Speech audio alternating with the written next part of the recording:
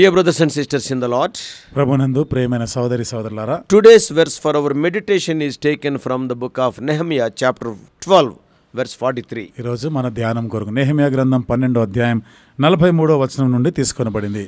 Also that day they offered great sacrifices and rejoiced, for God had made them rejoice with great joy.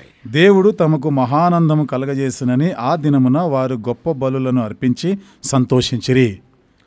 How many times can you mention joy in one verse? ఒక్క వచనంలో ఎన్ని పర్యాయాలు సంతోషము అనే మాటని ప్రస్తావించగలం? Here in verse 43, ఇక్కడైతే 43వ వచనంలో 5 different times in one verse. ఒకే వచనంలో 5 వేరు సందర్భాల్లో This picture of rejoicing is seen 5 times. సంతోషించుడు అనే ఈ దృశ్యం 5 సార్లు కనబడుతుంది. They offered great sacrifices that day. ఆ దినాన్న వారు గొప్ప బలులు అర్పించినారు. They rejoiced. వాళ్ళు సంతోషించిరి. God made them rejoice with great joy. దేవుడు వారికి మహానందము కలగజేసానని సంతోషించారు.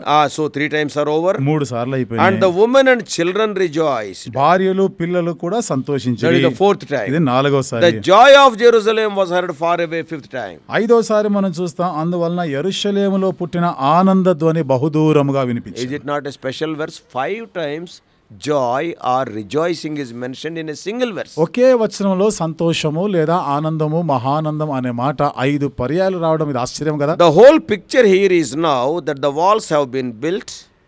ఇక్కడ దృశ్యం అంతా కూడా ఏమిటిదంటే ప్రాకారాలు నిర్మించబడ్డాయి. And they take like choirs of singers and people with instruments, and they climb up on the walls and they do the procession around the walls where they were just singing and shouting and dancing. వారు గాయకులతో వాయిద్యకారులతో కూడా ఆ నిర్మించబడిన ప్రాకారంలో పైన వాళ్ళు సంచరిస్తూ స్త్రీలు పురుషులు అందరూ కలిసి నాట్యములతో దేవునికి పాటలు పాడుతున్నారు. How they are పాడుతున్నారు. playing music. వాయిద్యాలు వాయిస్తా ఉన్నారు. It's a loud music so that the nations around Jerusalem can hear the noise of a people who are celebrating their God. యెరూషలేము చుట్టూ ఉన్నటువంటి ప్రజలకి వినబడేటట్లుగా అనగా వీరు ఆనందోత్సాహ ధ్వని చేస్తున్నారని వినబడేటట్లుగా చేసినారు. Nehemiah 12:43 reminds us of the joy of Christ. Nehemiah 12:43 క్రీస్తునందలి ఆనందాన్ని జ్ఞాపకం చేస్తాం. In Christ we have been given a joy that supersedes circumstances. క్రీస్తునందు మనకు అనుగ్రహించబడిన ఈ సంతోషం అనేది మన పరిస్థితులన్నిటికీ అధిగమించిన సంతోషం. It is an awesome picture and it makes me think about all kinds of psalms where we see the psalmist singing with great joy. ఇది ఎంతో గొప్ప దృశ్యంగా మనం చూస్తున్నాం. ఇక్కడ అన్ని కీర్తనలకు మించినటువంటిదిగా ఈ కీర్తనకారులు ఇక్కడ పాడుతున్నటువంటిదిగా చూస్తున్నాం. There should be times in our lives and particularly in the church. మన జీవితాల్లో కొన్ని సమయం ప్రత్యేకంగా సంఘంలో When there is times for mourning, there are times for reflection, and there is times for quiet meditation. దుఃఖించుటకును సమయము, మౌనముగా ఉండి ధ్యానం చేయుటకును సమయం, స్పందించడానికి సమయము. And then there is times for calm singing. తర్వాత మనం మౌనంగా ఉండి పాటలు పాడేటువంటి సమయము. But there must be times when the loud rejoicing, shouting before God in our lives. అయితే మన జీవితాల్లో దేవుని ఎదుట మహానందంతో గొప్ప ధ్వనితో కూడా మనము పాటలు పాడే సమయాలు కూడా ఉంటాయి. In the church, as we declare the wonders of the glory of God. ఆ సంఘంలో దేవుని యొక్క ఆ మహిమను గురించి మనం వెల్లడిపరుస్తున్న సందర్భాల్లో much to rejoice over. అక్కడ ఇంకా ఎక్కువగా సంతోషించడానికి కారణాలు ఉన్నాయి. I just love how there has been a lot of pain and hardship all throughout the book of Nehemiah. Nehemiah గ్రంథం అంతా కూడా వారు ఎన్ని కష్టాలు బాధలు గుండా వెళ్ళినారో ఆ మాటలు జ్ఞాపకం But చేసుకుంటాం. as we are getting to the end, అయితే మనం ముగింపుకు వస్తుండగా what we see in Nehemiah chapter 12 verse 43, Nehemiah గ్రంథం 12వ అధ్యాయం 43వ వచనంలో మనం చూసే 5 సంగతులు times in one verse, joy, joy, joy, joy, joy. ఒకే వచనంలో 5 సార్లు సంతోషము సంతోషము సంతోషం అనే మాటలు చూస్తున్నాం. We thank God for the joy he gives. ఆయన ఇచ్చిన సంతోషాన్ని బట్టి దేవునికి కృతజ్ఞతలు He is చెల్లిస్తున్నాం. life giving. ఆయన జీవమునిచ్చేవాడు. And his grace is life giving. ఆయన కృప మనకు జీవమునిచ్చేది. His mercy is overwhelming. ఆయన యొక్క కృప, ఆయన వాత్సల్యం ఎంతో It అధికమైనది. causes our hearts to erupt in worship, in praise. మన హృదయాలు స్తుతి ఆరాధనలతో నింపబడేటట్లుగా చేస్తుంది. Nehemiah 12:43 it praises God for his grace. Nehemiah 12:43 దేవుని కృపను బట్టి ఆయనని స్తుతించేటట్లుగా చేస్తుంది. We overflow with gratitude, thanksgiving, and we say together loudly, we sing together. మనం కృతజ్ఞతతో నింపబడిన వారమే కలిసి మనం ఆయనని స్తుతిస్తూ ఆయన స్తుతి కీర్తనలు పాడుతూ ఉంటాం. God is great and greatly to be praised. ప్రభు గొప్పవాడు, ఆయన అధిక స్తోత్రం నొందదగినవాడు. God provides for his people. దేవుడు తన ప్రజలకు సమకూర్చేవాడు. He takes care of his people. తన ప్రజల గురించిన అన్ని జాగ్రత్తలు He తీసుకునేవాడు. helps his people. తన ప్రజలకు సహాయం He చేయవాడు. glorifies himself by pouring out grace upon his people. తన ప్రజలపైన కృపను కుమ్మరించి తాను మహిమ పొందువాడు. He loves his people so well that they may rejoice all through their lives. తన ప్రజలను ఎంతగా ప్రేమిస్తాడంటే వారి జీవిత కాలం అంతా ఎల్లప్పుడూ సంతోషిస్తూ ఉండులాగున. Even in the midst of difficult circumstances. కష్ట పరిస్థితుల మధ్యలో కూడా. We think about Romans chapter 5. రోమీయులకు రాసిన పత్రిక 5వ అధ్యాయాన్ని మనం How he has given తలుచుకుంటే us a joy that supersedes circumstances, that nothing in this world can take away from us. పరిస్థితులకు అధిగమించిన సంతోషం ఈ లోకంలో ఏది కూడా ఆ సంతోషాన్ని తీసివేయలేనటువంటిది మనం చూడొచ్చు. So this verse inspires us to pray for those who are suffering. కాబట్టి ఈ వచనములో ఎవరైతే శ్రమలో బాధల్లో ఉన్నారో వారి కొరకు ప్రార్థన చేయడానికి ప్రేరేపిస్తుంది. Let there be a joy in us even in suffering and hardship. శ్రమలో కష్ట పరిస్థితుల్లో కూడా మనలో సంతోషం ఉండాలి. Just think about Nehemiah. ఒకసారి నెహెమ్యాని ఆలోచన చేయండి. Obviously this was not easy for them and so many things. I think about people that are praying this right now, that they are going through really hard times. ఇది వారికి అంత సులభమైనటువంటిది కాదు. అప్పుడు ప్రజలు వారు వెళ్తున్నటువంటి ఆ పరిస్థితులు చూస్తా ఉన్నప్పుడు ఎంతో కఠినమైనటువంటి పరిస్థితులు గుండా Pray పోతున్నారు. for joy in them. కాబట్టి వారిలో సంతోషం కొరకు ప్రార్థన చేయాలి. And some of the people around us, కొంతమంది మన చుట్టూ yeah, ఉన్నవారు they are going through difficult వారు situations. కష్ట పరిస్థితులు గుండా We have వెళ్తున్నారు. to pray for joy in their lives individually like this, and then in the church as they gather together. వారి జీవితాల్లో వ్యక్తిగతంగాను సంఘంగా ఈ రీతిగా కూడినప్పుడు కూడా వారిలో సంతోషం ఉండులాగిన ప్రార్థన చేయాలి. When we meditate this verse from another angle, ఇప్పుడు ఇదే వచనాన్ని మరొక కోణం నుండి ధ్యానం చేస్తే after completing the walls, ఈ ప్రాకారాలు వాళ్ళు నిర్మించడం ముగించిన తర్వాత they plan to repopulate Jerusalem. Once again people are coming. మరలా ప్రజలందరూ కూడా యెరూషలేములో సమకూర్చబడాలనేటువంటి ఆలోచన And చేసిన after తర్వాత rededicating their hearts to serve God, వాళ్ళు మరలా దేవుని సేవించడానికి కొరకై తమను తాము నూతనంగా వాళ్ళు ప్రతిష్ఠించుకున్నప్పుడు the Jews gathered together to worship him. యూదులందరూ కూడా ఆయనను ఆరాధించడానికై వాళ్ళు సమావేశమైనారు. From this account, మరి ఈ విషయం నుండి God reveals 7 lessons on the elements of true worship. నిజమైన ఆరాధన నుండి దేవుడు 7 సంగతులు 7 పాఠాలని I'm నేర్పిస్తున్నాడు. not going to explain, just I'll mention. అవన్నీ కూడా నేను ఇప్పుడు వివరించను గానీ నేను ఊరికే చెప్తాను. True worship includes, నిజమైన ఆరాధనలో number 1, continuity. There will not be any break. Difficulties may come, worship will not stop. మొదటిదిగా ఎడతెగక కొనసాగుతూ ఉండేదిగా ఉంటుంది. అంటే కష్టాలు వచ్చినప్పుడు బాధకరమైన పరిస్థితులు వచ్చినప్పుడు ఆరాధన అనేది ఎప్పుడు ఆగిపోదు. And secondly, రెండవది worship will include thankfulness. ఆరాధనలో కృతజ్ఞతలు కూడా నిండి ఉంటాయి. Thirdly, మూడవది a clean heart is involved in worship. ఆరాధనలో పవిత్రమైన హృదయం ఉంటుంది. And fourthly, నాలుగవది praise is there in worship. ఆరాధనలో స్తుతి ఉంటుంది. Joy is there. Fifthly, ఐదవది సంతోషం ఉంటుంది ఆరాధనలో. sixthly, generosity will be there. ఆరోది ఆరాధనలో దాతృత్వం ఉంటుంది. And seventhly, ఏడవది worship includes true worship, spirit-led obedience. నిజమైన ఆరాధనలో ఆత్మచేత మనము విధేయత చూపించడానికి నడిపించబడతాం. If you want to explain in one sentence, ఇప్పుడు ఒక్క మాటలో గాని దీన్ని మనం వివరించాలంటే First, మొదటిది to stress the importance of ongoing worship, Nehemiah listed the priests and Levites who served from the time of first returning immigrants until this celebration. All continuity, right from the first day of their return till now, he included those people. మొదటి దినము నుండి తిరిగి వచ్చిన వారు ఇప్పటి వరకు కూడా అందరూ కూడా కలిసి ఈ ఆరాధన అంటే నిత్యము కొనసాగుతుండే ఈ ఆరాధనగా చెప్తున్నారు. Your worship should also be ongoing and not limited to positive events. నీ ఆరాధన కూడా ఎప్పటికీ అవి కొనసాగుతూనే ఉండాలి. ఏదో మేలు మంచి జరిగినప్పుడు మాత్రమే కాదు, ఎప్పుడు కొనసాగాలి. Second, రెండవది the Jews gathered together to thank God for his faithfulness in restoring what they had lost because of sin. యూదులు తమ పాపమును బట్టి ఏది నష్టపోయారో కోల్పోయారో వాటన్నిటి నుండి కూడా దేవుడు సమకూర్చిన దానిని బట్టి దానికి ప్రతిఫలంగా జవాబుగా దేవునికి కృతజ్ఞతలు That చెల్లిస్తున్నారు. speaks of thankfulness. ఇది కృతజ్ఞతతో నిండిన జీవితం. Your worship should also express thankfulness for God's faithfulness. నీ ఆరాధనలో దేవుని యొక్క విశ్వాస్యత కొరకై కూడా కృతజ్ఞత చెల్లించేదిగా ఉండాలి. Third thing is, మూడవది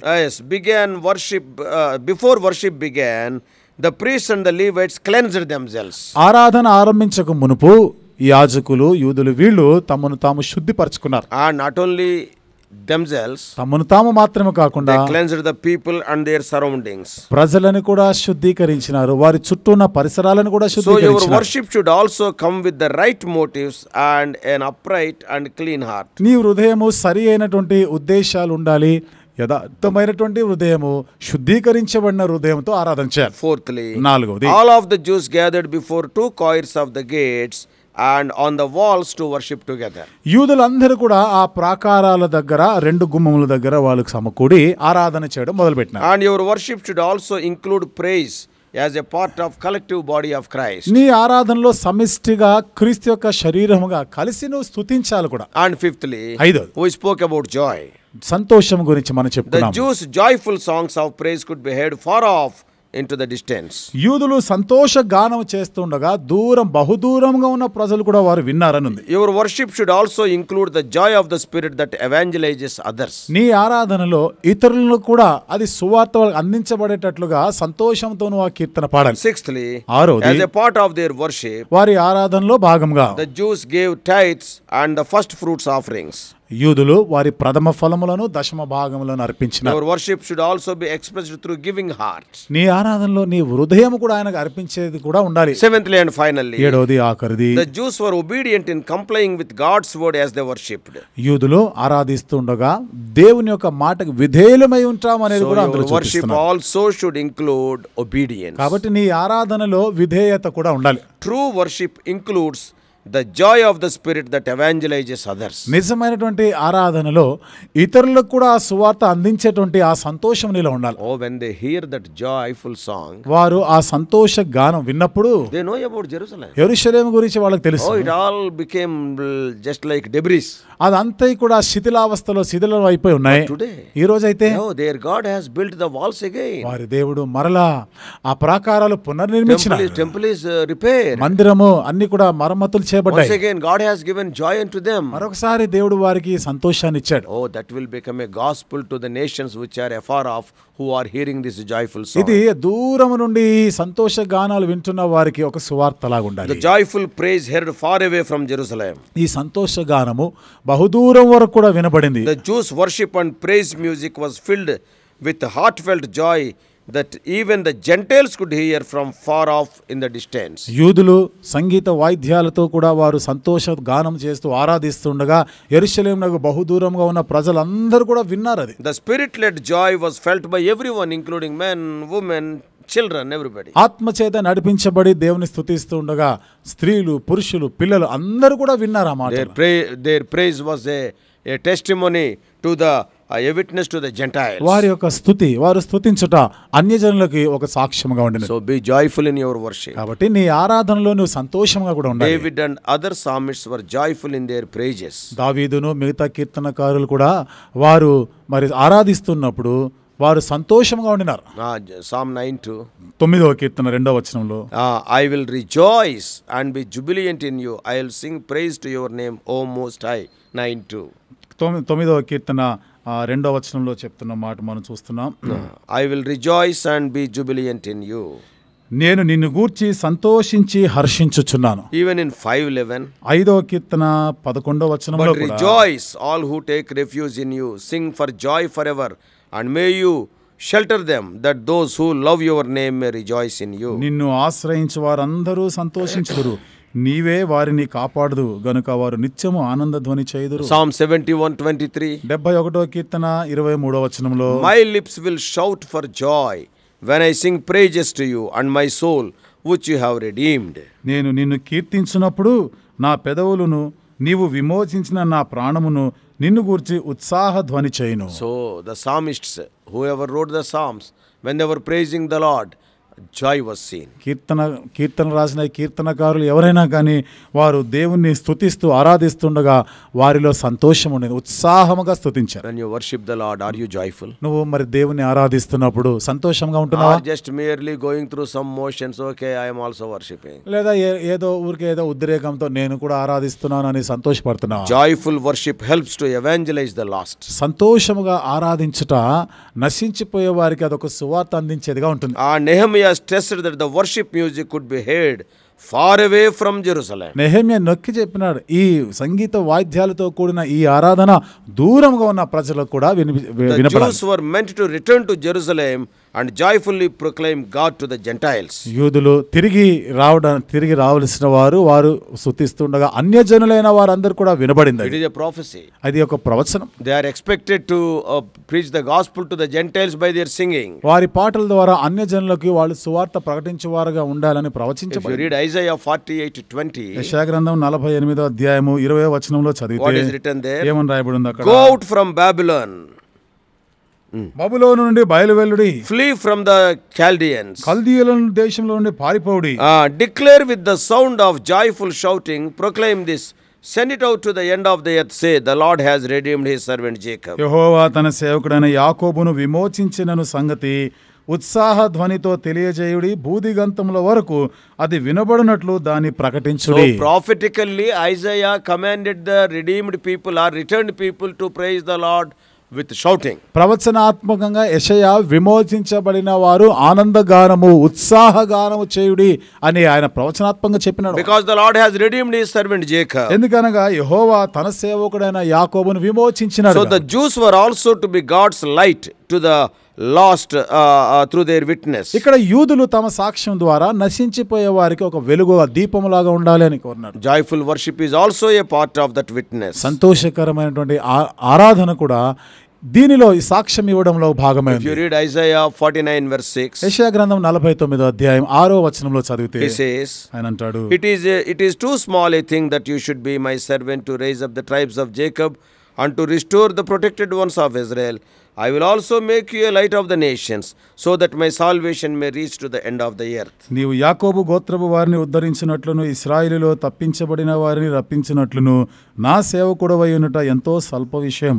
భూదిగంతముల వరకు నేను కలగజేయు రక్షణకు సాధనమగుటకై అన్యజనులకు వెలుగై ఉండునట్లు నిన్ను నియమించి ఉన్నాను. Yeah, I have given a job for you. నేను నీకు ఒక పని అప్పగించిన. Today, even the believers.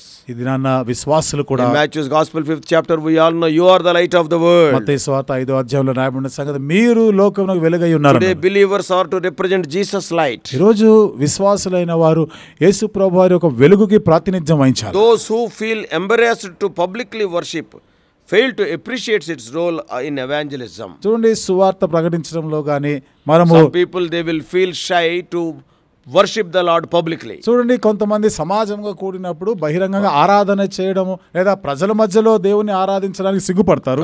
But that is, you are not fulfilling what the Lord said. ఇక్కడ దేవుడు ఏది చెప్పినాడో అది నువ్వు నెరవేర్చడం You లేదు. are not the light of the church, you are the light of the world. నీవు సంఘానికి వెలుగు కాదు, లోకమునకు వెలుగు అని So చెప్పినాడు ఆయన. that speaks of evangelism. That light must be shining before others. అంటే అది స్వార్థీకరణ గురించి మాట్లాడుతుంది కదా. నువ్వు ఇతరుల యొద్ద కూడా నీ వెలుగు మరి వెలిగించబడుతుండాలి. So if you feel embarrassed to worship the Lord publicly in the midst of other people, you are not doing the role of an evangelist. అన్యజనుల మధ్య ఆరాధన చేయడానికి కానీ నువ్వు ఏమైనా ఇబ్బంది పడతా ఉంటే సిగ్గుపడతా ఉన్నట్లయితే నీవు సువార్త ప్రకటించే వాడవుగా లేవు.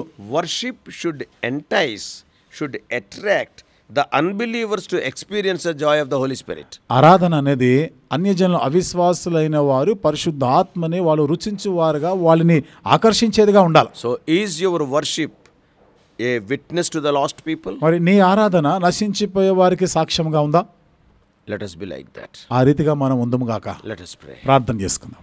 Loving Heavenly Father, ప్రేమగల మా పరలోకపు our తండ్రి, gracious God, కృపగల మా దేవా, Lord, we thank Thee for this wonderful verse in chapter 12, verse 43 of Nehemiah. దేవ అద్భుతమైన ఈ వచనం నెహెమ్యా గ్రంథం 12వ అధ్యాయం 43వ వచనాన్ని బట్టి వందనాలు చెల్లిస్తున్నాం. 5 times in this verse, ఈ వచనంలో 5 సార్లు we are రాయబడింది. seeing the word joy. ప్రభా సంతోషం అనే మాట చూస్తున్నాం. It is because the O Lord, Thou has helped them to rebuild Jerusalem temple and also the walls. ప్రభా మరి యెరూషలేములో దేవాలయం పునర్నిర్మించడానికి ప్రాకారాలు పునర్నిర్మించడానికి మీరు సహాయం చేసిన కారణాన్ని బట్టి It is not a silent worship. ప్రభా ఇదేదో మౌనంగా చేసిన ఆరాధన People from కాదు. far off countries, they could hear.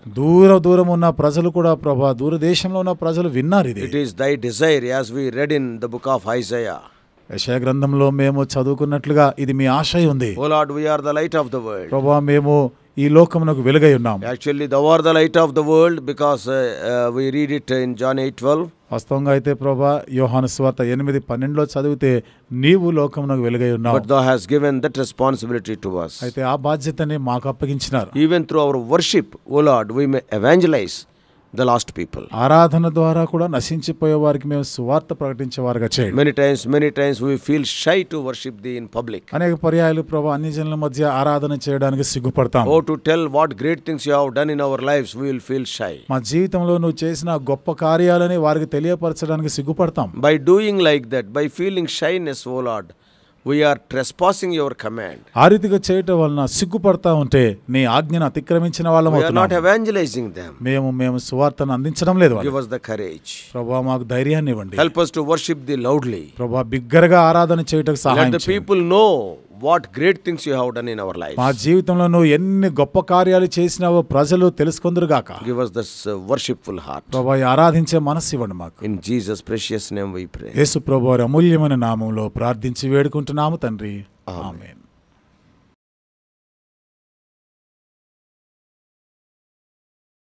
God bless you all. Please subscribe for more spiritual messages on YouTube channel John Victor Hebron.